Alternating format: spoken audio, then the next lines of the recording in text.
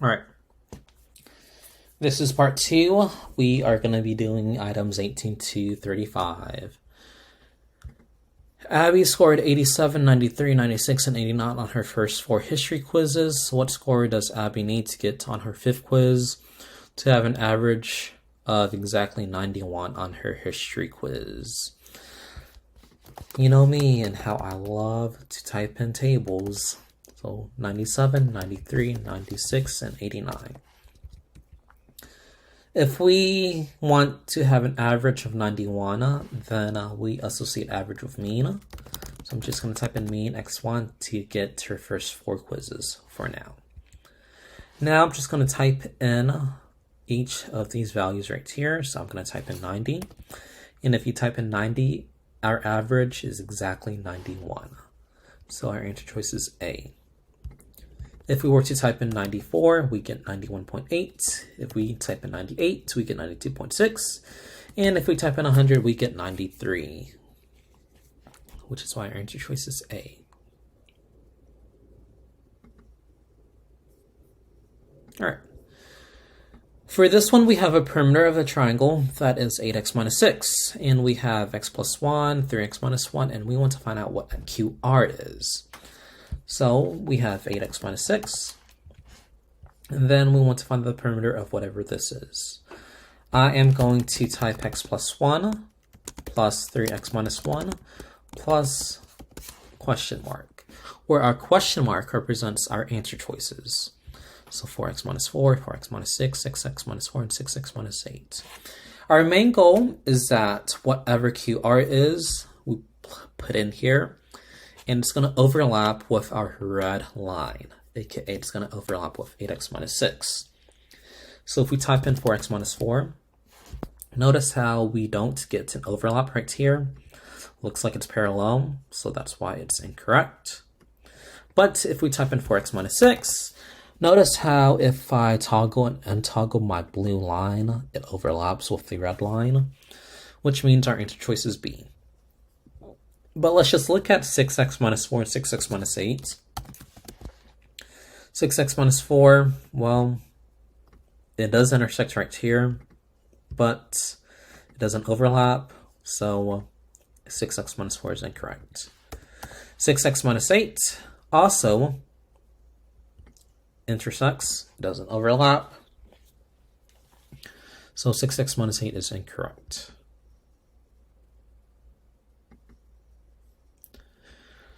All right, number 20. What are the solutions to the equation 4x squared minus 52x plus 169 equals 121?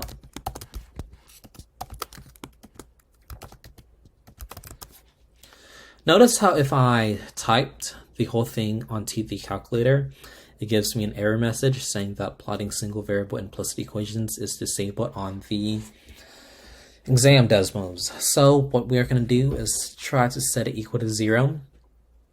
So if we were to set this equation equal to 0, I'm going to subtract 121 on both sides.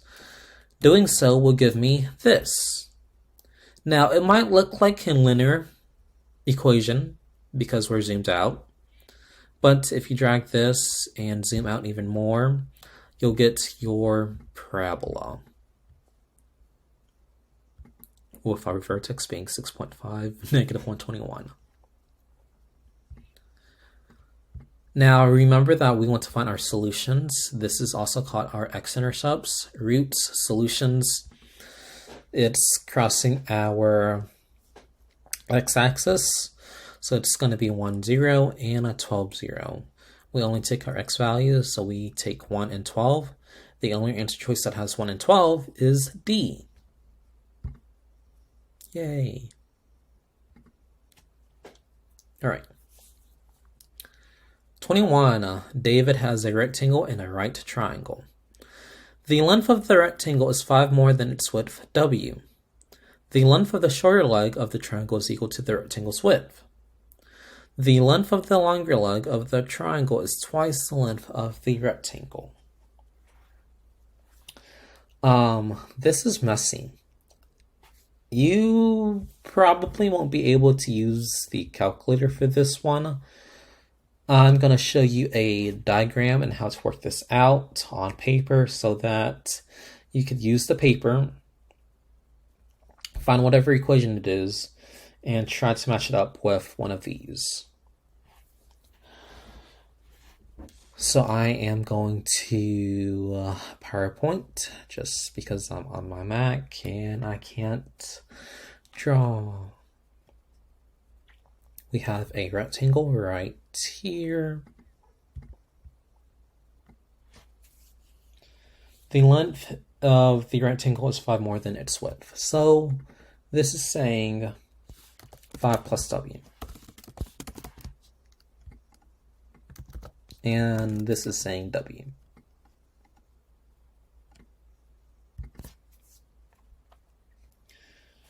Now we have a right triangle.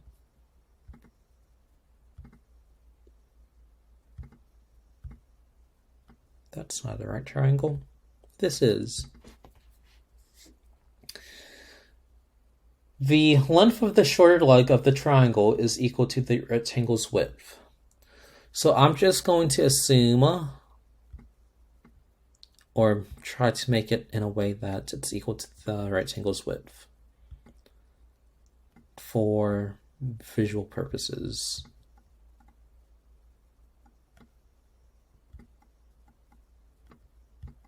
Like this. So this is our shorter leg right here, and it's equal to the rectangle's width. The longer leg right here is twice the length of the rectangle. Remember that our length of our rectangle is 5 plus W. So it's going to be twice that. So 2, 5 plus W.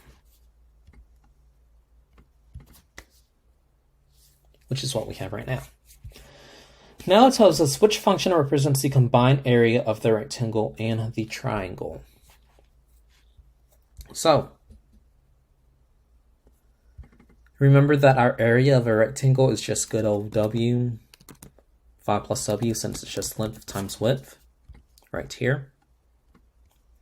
And our area of a triangle is 1/2 base times height. Our base is W, and our height is 2 times 5 plus W.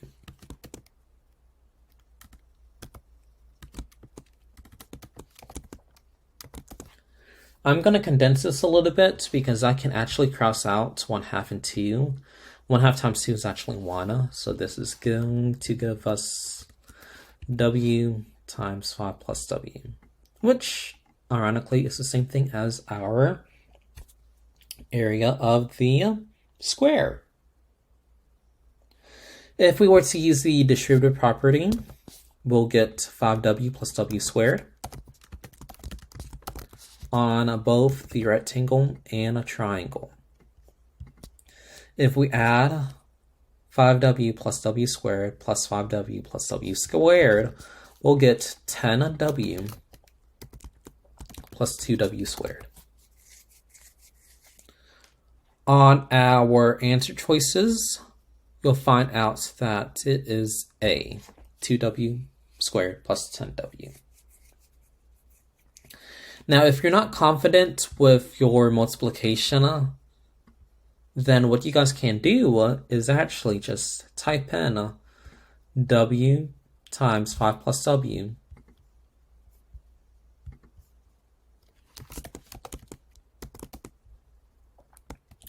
plus 1/2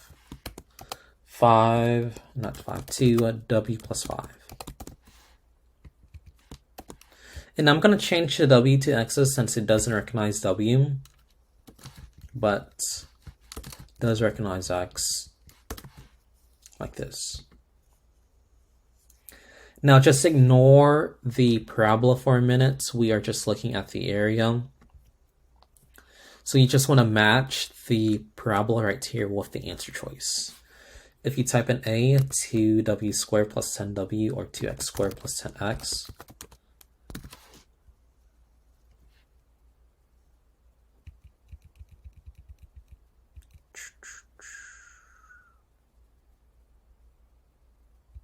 you'll get a different parabola. Let me find my mistake. That's what I forgot. I forgot to include a w right here because remember it's 1/2 base times height. I forgot the base. So 1/2, this is base, times your height, x, which gives us our overlap.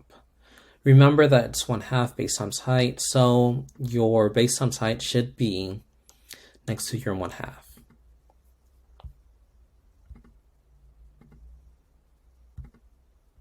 Yay! So this one was kind of a hard problem. As long as you think through the process, then you'll get the answer correct.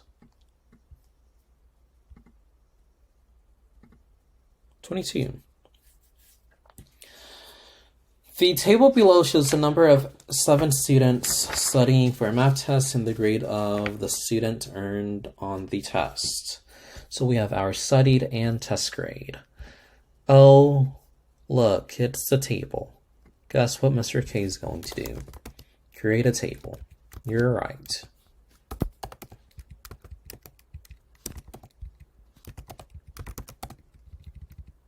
So we have our studied and then our test grades as our Y.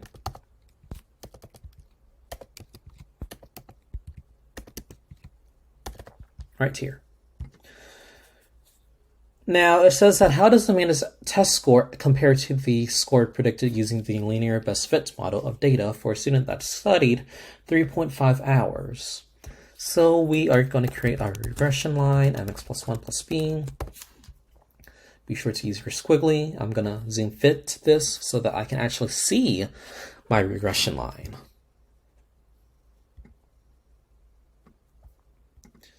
Now, Amanda studied for 3.5 hours, so what we're going to do is just type in x equals 3.5. We want to find out which one is Amanda's grade and which one's the predicted grade. The predicted grade is whatever intersects our regression line. In this case, it's this right here. Our predicted grade is 94.674. Amanda's grade is 93, which is this right here. And now we just want to see the difference between 94.674 and 93. 94.674 minus 93.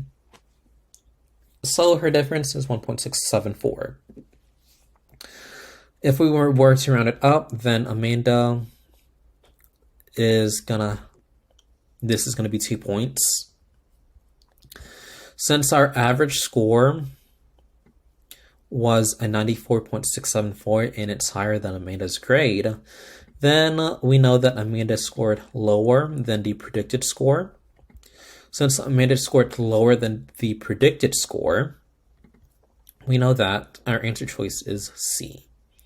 We can automatically cross off A and B since it says 5 points, and we can cross out D since it says 2 points higher, which is not what we saw in this analysis.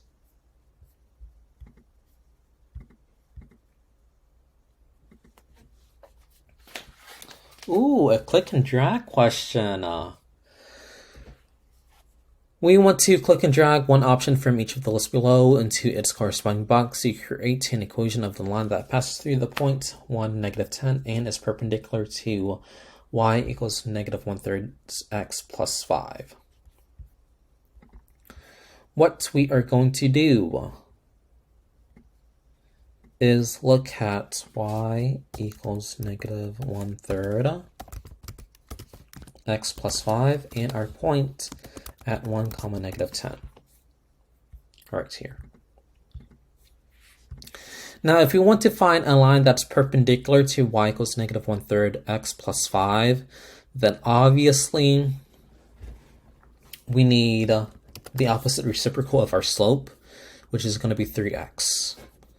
So we automatically know that our first drag is going to be 3x. At this point, it's going to be a guessing game of plus minus and +1, +5, +10, +13, or minus 1, minus 5, minus 10, minus 13 to see if it passes through 1, negative 10. So let's start off with our plus signs. Plus 1 doesn't pass through it. Plus 5 doesn't pass through it. Plus 10 doesn't pass through it. And plus 13 does not pass through it. So we know that it's gonna be a minus sign. To make sure, let's just do minuses. Do minus 1, nope. Minus 5, nope. Minus 10, nope. But if you do minus 13, 1, negative 10 does pass through. Negative 1/3 x plus 5 of the new, the new line passes through 1, negative 10 and is perpendicular to negative 1/3 x plus 5. So you'll get 3x minus 13. Even though we did this on the calculator, I would strongly encourage you guys to do this by hand, because this would be the type of question that you guys might encounter on a calculator inactive portion of the test.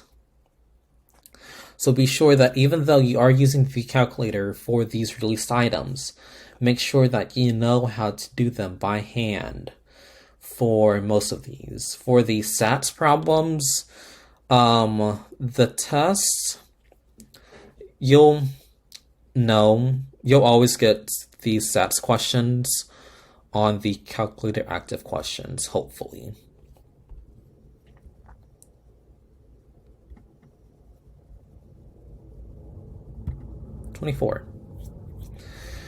Two functions are shown below. What is the value of x when f of x and g of x intersect? Oh, it's a system. What you're going to do is just type in the systems that's on the left side and just find the intersection, which is 522. But we want to find the value of x, so it's going to be 5. This is also a good question where they might ask you the value of x, the value of y, or the intersection on a calculator inactive question. So don't rely on the calculator too much for this. And be sure to do work on paper. All right. This one's a calculator active question. However, there isn't anything that we need to type into the calculator. Marcus measured the height in inches y of planes over the course of 3 weeks. The correlation coefficient between the number of days x and the height of the planes is 0.85, which could be concluded based on the correlation coefficient of the data. We have 0.85.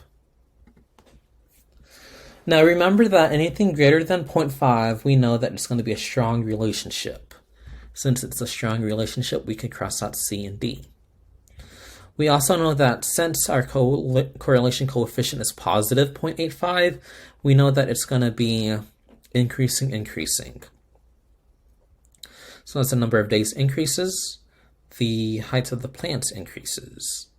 Unlike B, where it says the number of days increases, the height decreases. So B is incorrect, so we have A as our answer choice.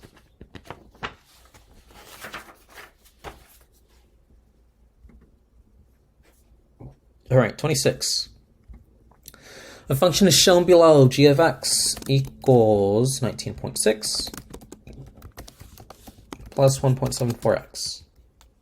What is the value of g of 30? Well, just plug and check g of 30 to get 71.8. Simple as that. This is just saying that what's the y value if our x value is 30. Now, had it said if g of x equals 71.8, then that would have been a different story and you wanted to find x. So you would have plugged in 71.8 here and then solve for x to get your x value of 30.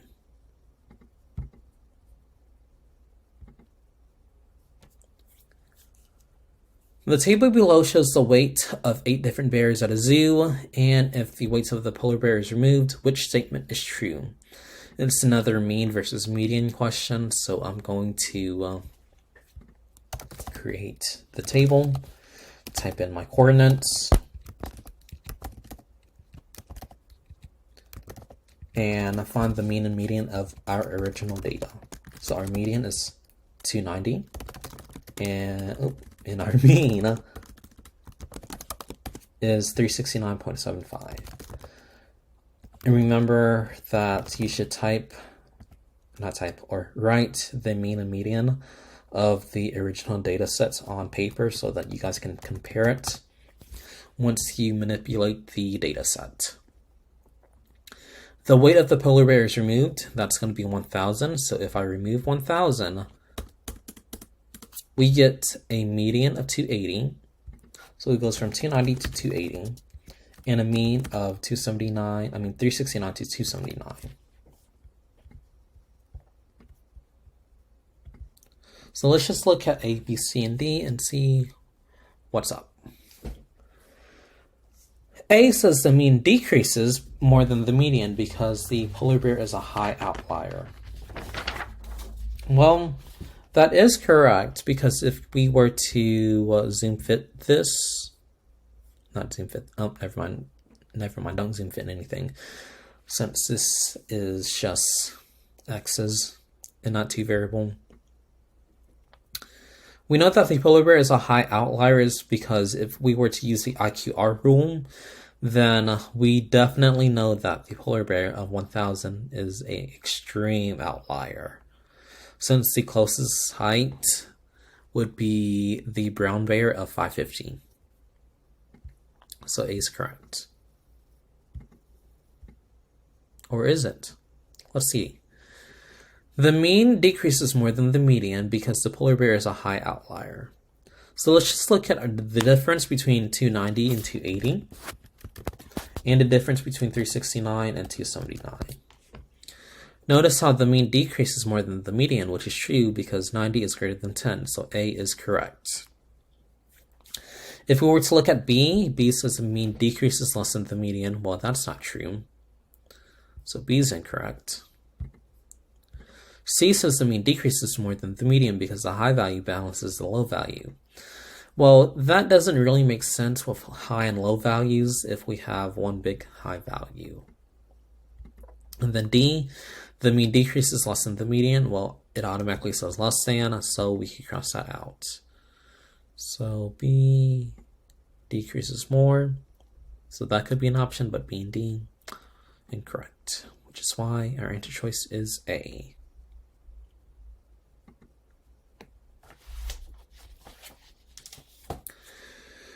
The vertices of a rectangle are located at 1, 2, 5, 0, 2, -6, and -2, -4. What's the area of the rectangle?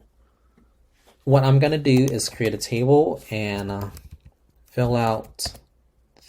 type in the coordinates right here. Now you guys can see that a rectangle is being formed, but we need lines. In order to get lines, I'm going to hold down this right here and click on lines. Now we're almost complete, but we need to connect this point, -2, -4, to this point, 1, 2. So I'm going to type in 1, 2.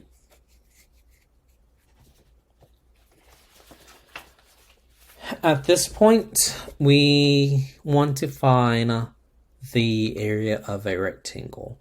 What you guys are going to have to use is the distance formula. However, you can't use the distance formula on the Desmos thing. If we were to type in distance, it will tell you that the calculator does not support distance as a function. Meaning, we're going to have to do this by hand or using the calculator. Remember that the distance formula is x1 minus x2 squared plus y1 minus y2 squared. And just ignore the slider and ignore the error message. This is just my example. All we have to do is just find one length and one width, add them together, and then multiply by, never mind. We just want to find the length of this right here and this right here. So from -2, -4, and a 1, 2. I'm actually going to copy this right here. So we have x1 is -2, and x2 is 1. My y1 is -4, and my y2 is 2. This gives me a distance of 6.7 right here. We're going to do the same thing for 1, 2, and 5, 0.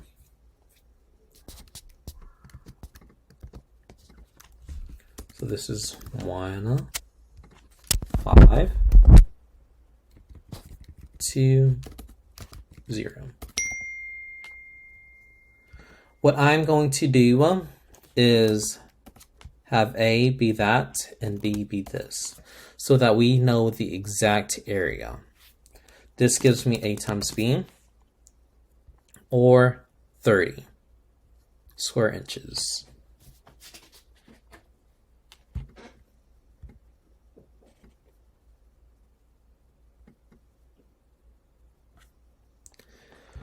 All right, this one is another question where we need to think about which one is a linear function.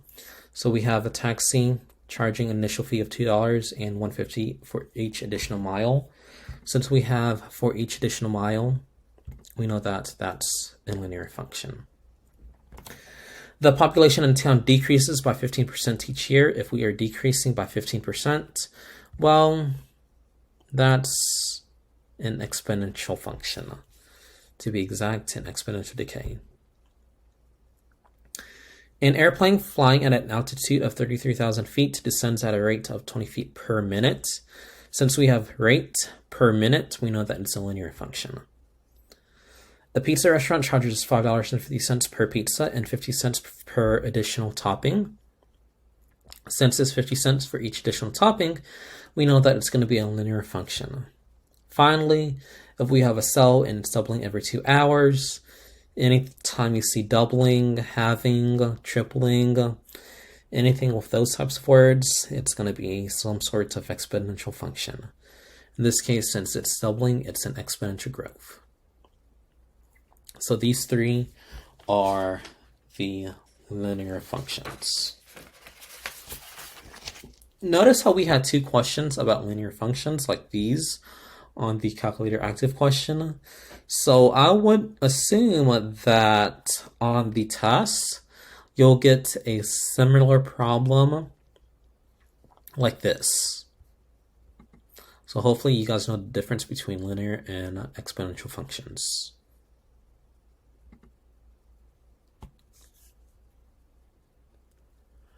All right. This is another similar problem that we did earlier. What's the distance between the y-intercepts of the function 2x squared minus 6x plus 3 and the y-intercepts of the linear function g represented by the table below? Like I did earlier, I am going to create my table and create a linear regression for my points.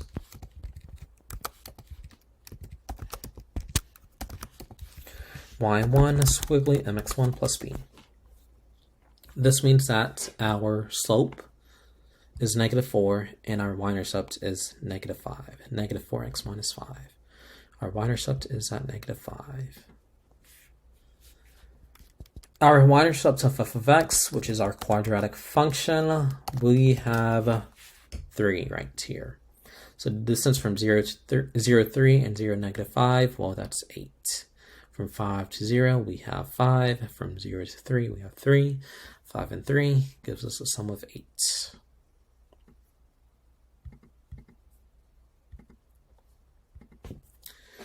All right, we have another table, so guess what?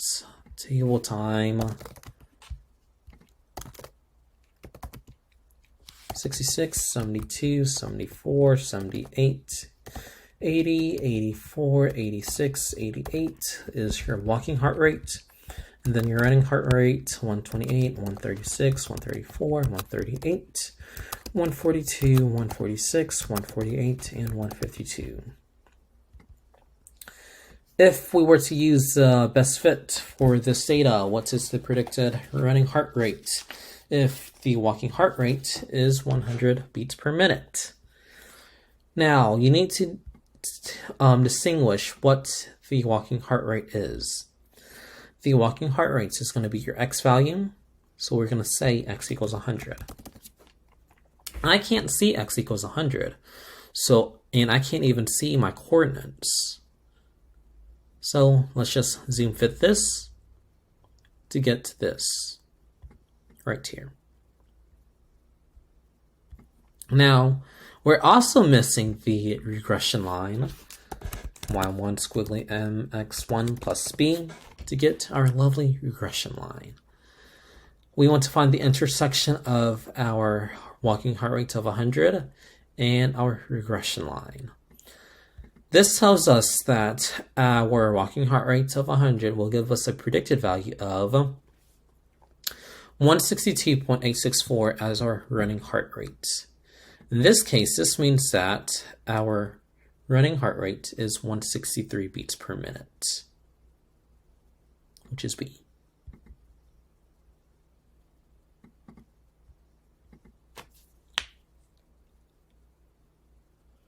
All right.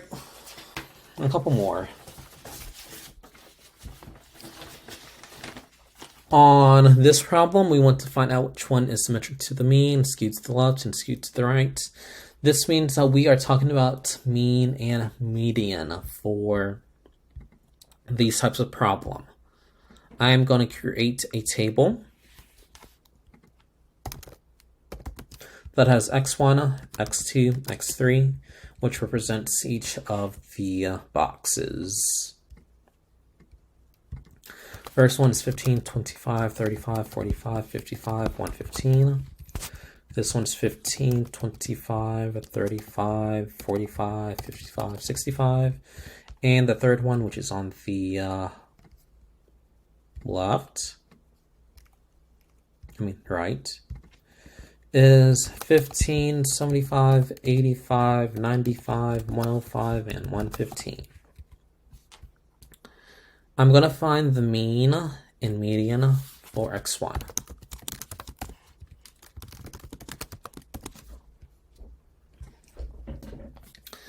Notice how my mean is greater than our median. So mean is greater than our median. If our mean is greater than our median, then we know that this is going to be skewed to the right. We could also verify that this is skewed to the right is because we have a lot of values that's on the left. And then we have this big value of 115 on the right. So this is skewed to the right. Oh, this should be x1. Well, this tells us that our median's same, 40. So our mean and median for x2, which is this one right here, is 40. And our mean and median for x2 is 40.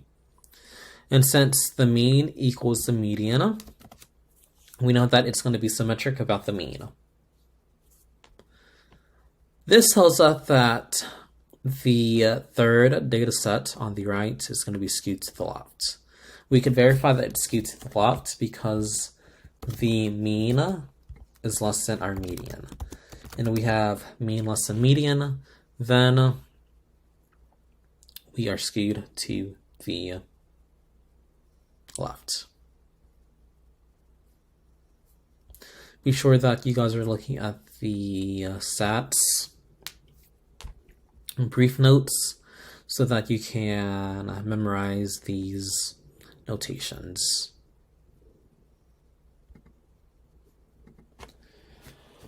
All right, we have a rectangle that has a perimeter of 64.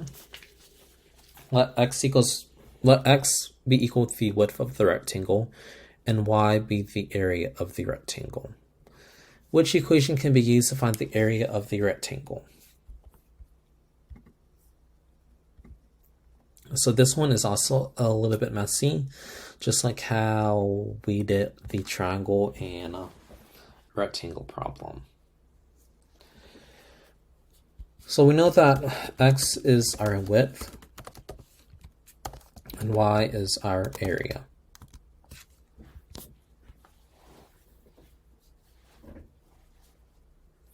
If y is our area, we know that the area is length times width.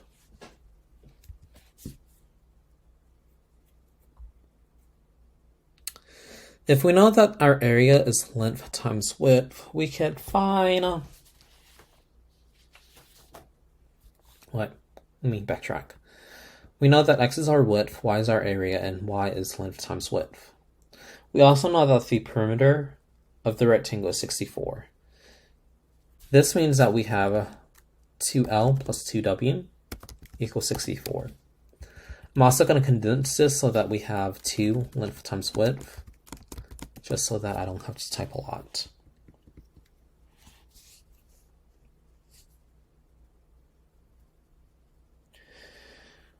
All right. So here's the thing. I'm going to divide by 2 here and divide by 2 here so that we just have length times width. 64 divided by 2 is 32. So now we just have the length and width. Length plus width equal 32.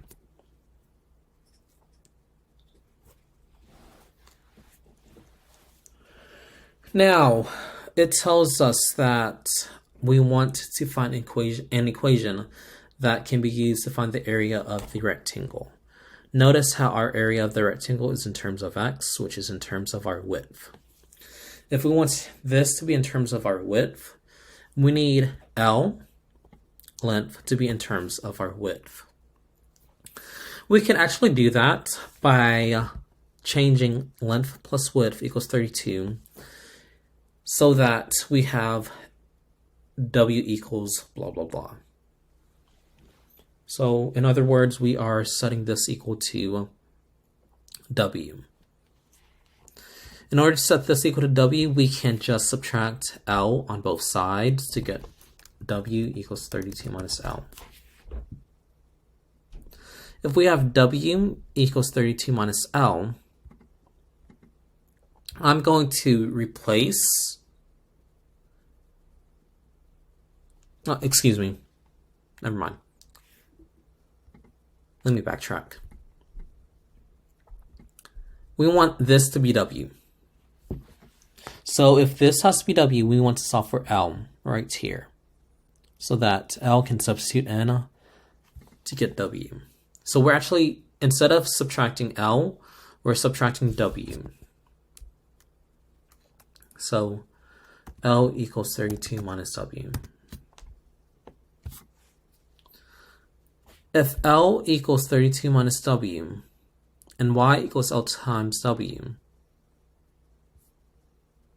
we get this lovely parabola right here.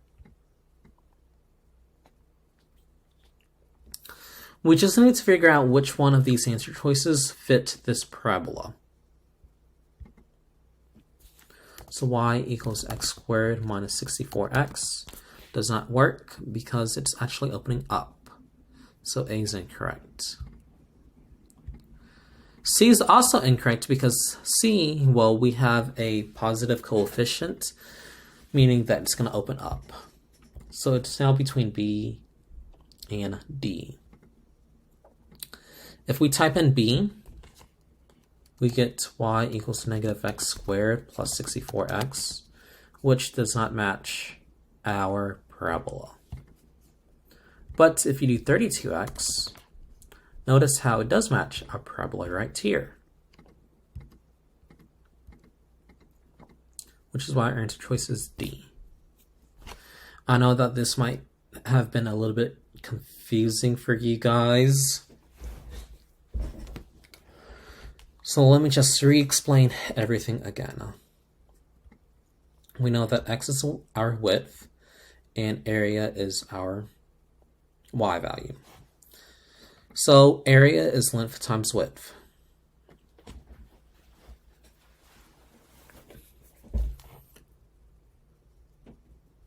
We know that the perimeter is 64, so I did 2L plus W equals 64. I divided by 2 just so that we could just work with L plus W equals 32. Afterwards, I wanted to solve for L so that our equation up here is all in terms of W.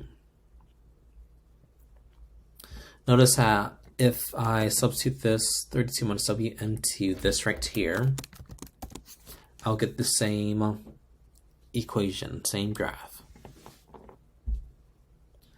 Once doing that, I looked at my answer choices, marked out A and C because they were opening up. This one opens down. Since it's opening down, we know that our coefficient has to be negative. Now it's just either between 64x and 32x. Typed in 32x, and we know that it works as negative x squared plus 32x. All right.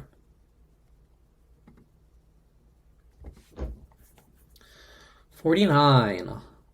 What is the midpoint of the longest side of the triangle with vertices 1, 4, 3, 4, and 3, 6?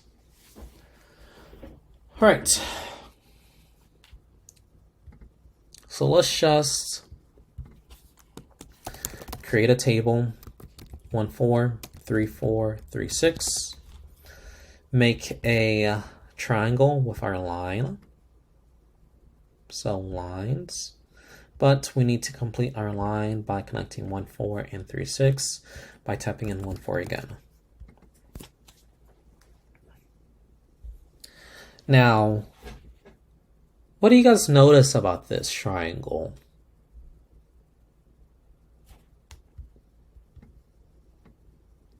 Right. If you said it's a right triangle, yep, it's a right triangle. We know that the longest side has to be the hypotenuse of the right triangle. So it's going to be whatever this is right here. Now it tells us that we want to find the midpoint of the longest side, which is whatever this is right here. I don't know what the midpoint is. And if we type in midpoint, like how we typed in distance, it's not going to let you find the midpoint on the testing calculator. So you're going to have to find the midpoint by using the midpoint formula. x1 plus x2 over 2, comma, y1 plus y2 over 2. Our midpoint has to be on this side since it's the hypotenuse. So I'm just going to type in 1, 4 and 3, 6 on the information that I know. So 1, 3, 4, 6. Once I do that, we actually get a midpoint right here at 2, 5, which kind of makes sense. And you see how this distance right here seems to be equal to this distance right here. You'll have the same slope, which also works out to be 2, 5. All right, last question. Yay! What is the slope of the line that best fits this data? Lots of tables on this test. Lots of typing tables.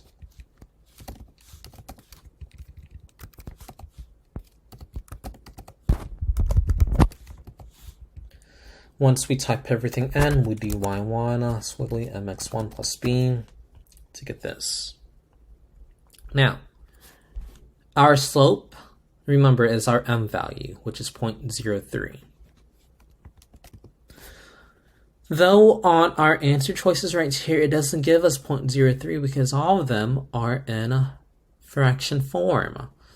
We can definitely remove a D because a 3, not it. What's so neat about this is that if you type in 0.03 right here and click on this right here, it's actually going to convert this 0.03 into a fraction for us. This means that 0.03 is equivalent to 3 over 100 if you didn't know that. Which means our answer choice is B.